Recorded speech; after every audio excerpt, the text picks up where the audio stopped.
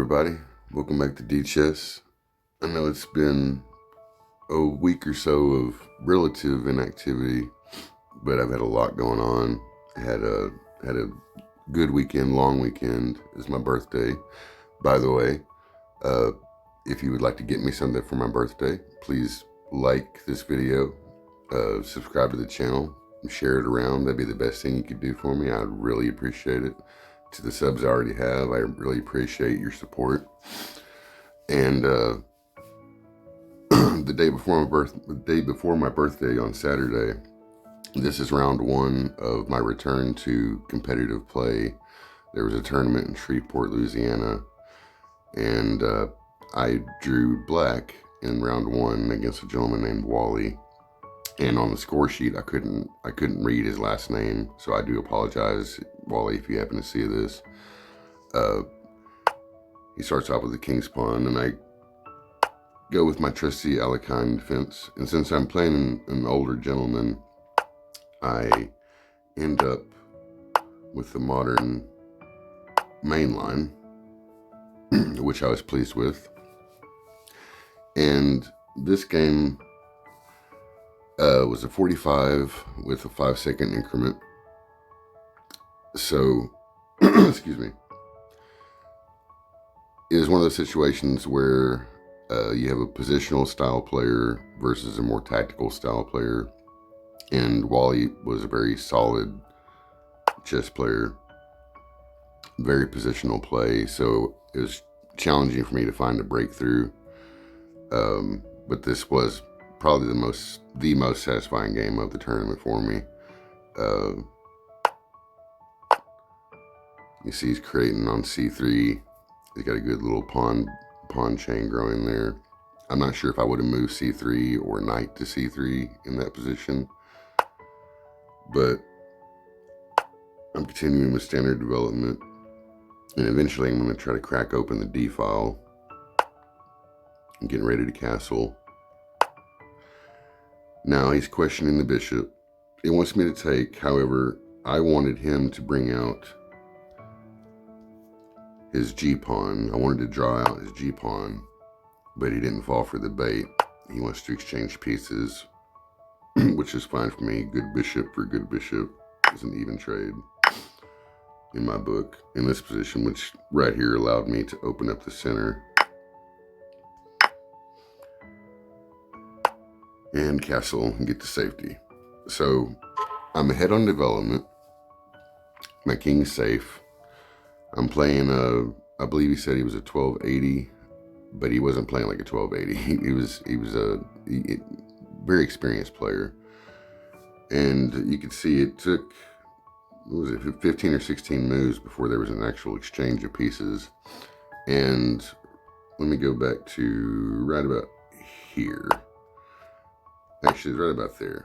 I noticed he was spending, in a 45-minute game, he was spending quite a bit of time on his moves. So, since we were playing positional, I was just trying to play accurately, but as quickly as possible, to try to utilize the clock as a weapon. Which got me, like I said, ahead on development. I have a solid center. Now, reveal the attack on the queen, which he does the same. It wants me to send the queen to the queen side.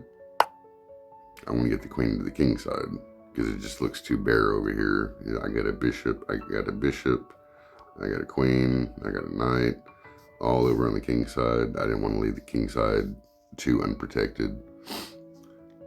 So, moves on with bishop to f4, putting more support and pressure on the e5 square.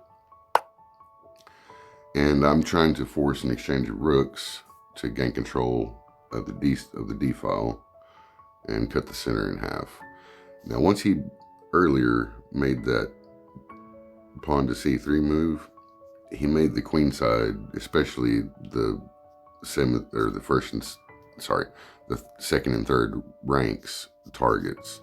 This whole area right here became a target once he made that move. Now, I do see other possibilities as we go along, but he doesn't want to exchange rooks. So I go back to the knight outpost in the center. He retreats all the way back to h2.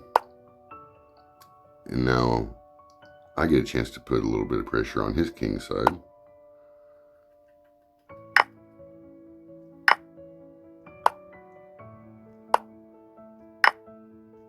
And this is all unit. So now,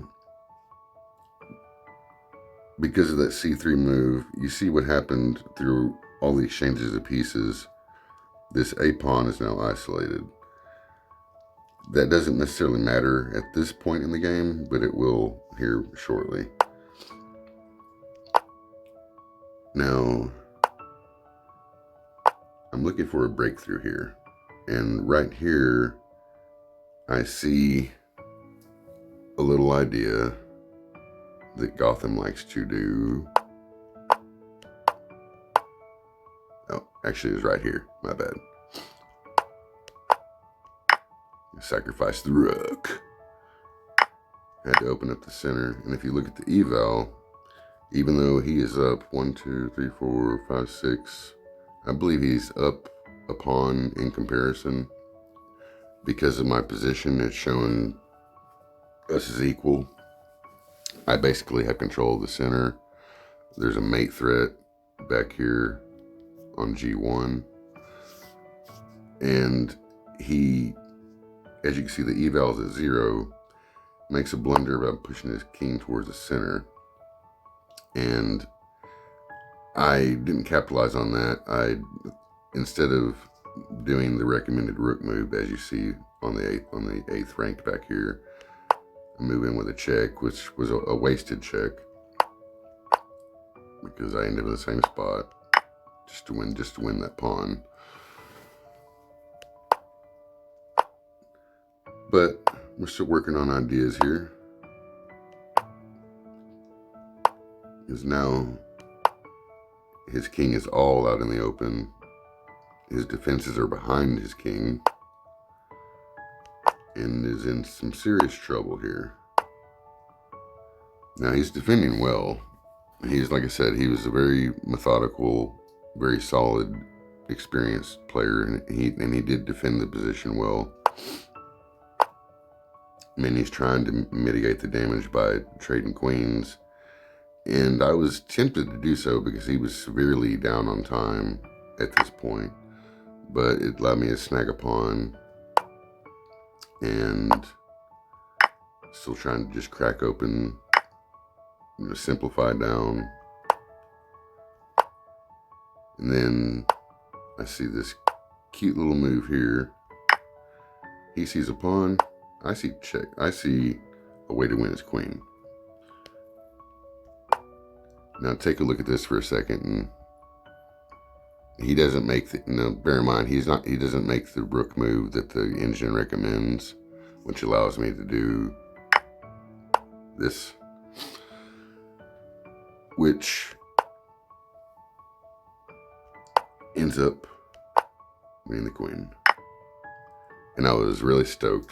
This was my return to USCF after over 20 years. Played an experienced, a very, very solid, experienced chess player. And I was just really, once that happened, once I made the bishop move, and the rook sack, and I realized the rook sack had paid off and all that, I was just really, really happy about the game itself, both positionally, tactically, and aesthetically. That was just a pretty combination. And the game actually went on for, this is as far as I recorded it, because he had stopped recording. He was in time trouble way back, probably about right here. He's already down to right around between 4 and 5 minutes at this point. And it was taking him a good minute and a half per move for the 10 moves prior to this. And that's really, I think, the main thing. One of the main things that got him was he got in time trouble. But I just love that combination. But since he got in time trouble, for those of you that don't know, there's a rule in USCF that once you get below 5 minutes, you don't have to record your moves. So he had stopped recording, and I had stopped recording at this point, and it did end up about 4 moves later, there was a checkmate over here. I can't remember the exact combination at the moment, but yeah, there was a bishop. There was a bishop queen checkmate somewhere over here. It was a really good game. I had a really good time. It was a great way to start the round or the tournament. It was a 4-round Swiss, and I was only able to play 3 rounds. We had to leave around late or around early, however you want to look at it. But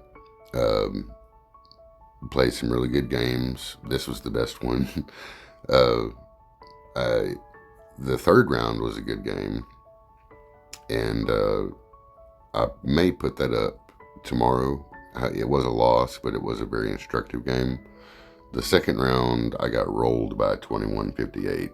Well, that's his online rating. I'm not sure what his physical rating was at the time. I can't remember, but I do know online he was 21-58, and I had the black pieces in round 2 against him, and needless to say, he's got a bright future ahead of him. This kid's probably 14, 15 years old, and he just started playing like within the past year, I believe, and he's growing exponentially. I can't wait to see where he's going to go.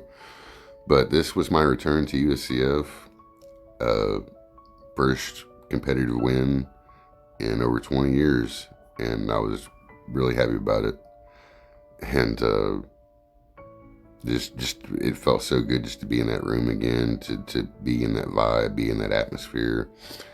Anyway, guys, please like, share, subscribe. Feel free to leave a comment. Wish you guy happy birthday. Leave a like. I'm going to probably post another video later on today. I know I'll be posting tomorrow, and I'm going to try to get back on my regular schedule. I just had to take a few days off and recuperate because I've had so much going on. But anyway, guys, until later, I hope you have a great day, and I will catch you in the next one.